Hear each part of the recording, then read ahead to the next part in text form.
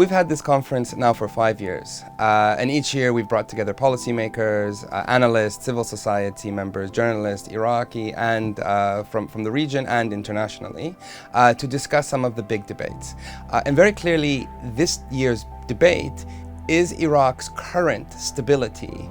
Iraq is in a position where the economy seems relatively stable, the politics seem somewhat stable, certainly the levels of violence are at all-time lows, so it seems like things are on the right path. The question is, how do we get past those cycles? And are we addressing the roots? For over a century, Chatham House has been playing a great role in promoting open discussions on foreign policy questions for beyond the United Kingdom. I think one of the key things that were always discussed in almost every session that I was in was corruption and what the government has done to combat corruption. The value that we get at Chatham House is that some of the discussions are under the Chatham House rule, so people can feel free to discuss the topics they want to and have an open discussion, and we've seen that happen this year again. There's a harm that is done to everyday people by the existence of these systems of corruption. So it's not just that some elites make money and they get to take it home with them. Everyday people aren't able to access those goods and services because of the systemic nature of corruption. And I think the Iraq Initiative has done a great job of highlighting that and showing what its root causes are. If you come to an agreement on governance that includes Yabasha or that is seen as an extension of the PKK, you would have to devise that very surgically in order not to attract new forms of escalation in Sinjar. I think one of the big disagreements that we've seen so far and that we see in the streets in Iraq as well is between those activists who want to boycott elections and those who argue that the only way that young people can get involved in politics is through going and voting, and also through forming parties, their own parties, and going into politics in that way in order to challenge the established post-2003 parties. And the new generation in Iraq, that they are so eager to cut off the isolation from the rest of the world, having this energy to participate in decision making, to participate in peace building, and they are not affected by the sectarianism, racism, all this extremism, all these things. ممكن راح تطبق هذه الاستراتيجية مع هذا الحظر اللي جرى خلال هذا التناقض اللي وجدناه أو الفوضى السائدة من جانب السلطات في هذه الجوانب. احنا شعرنا انه هناك ضغط على المجتمع المدني للحد من فاعليته.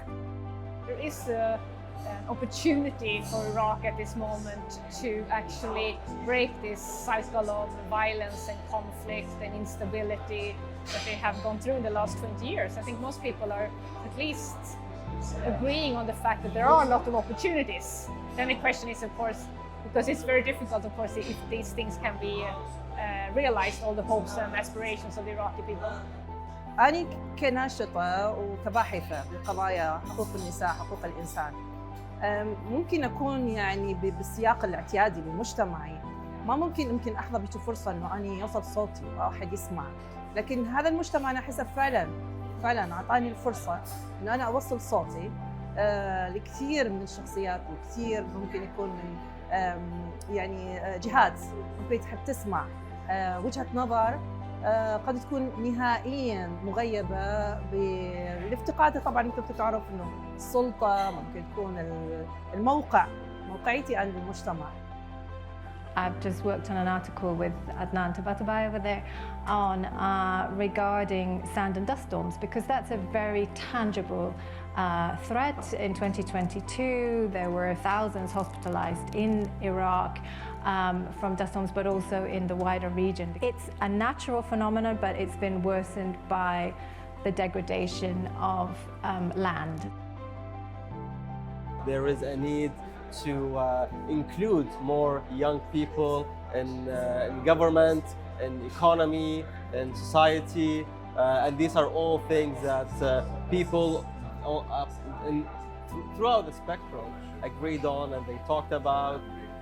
This war in Gaza is extremely dangerous. and its spread means devastation for the whole region. No exceptions whatsoever. Nobody should think that they are exempt. Europe would suffer. Refugees would flux in, definitely. Oil price and gas price and everything else will go up. The terrorism and extremism will go up. And that's why there should be an immediate ceasefire. The topics this year are a wide variety and cover the key issues. So the internal politics, the regional relations, and also climate change, particularly relevant in the year of COP28 coming to the Middle East in Dubai. The Iraq Initiative has done deep and meaningful research and is a go-to reference, not only for the British government, other European governments, but indeed the Iraqi government and the US government on issues facing Iraq, as well as the international media. The quality of the research that comes out, as well as the events bringing people together, are second to none.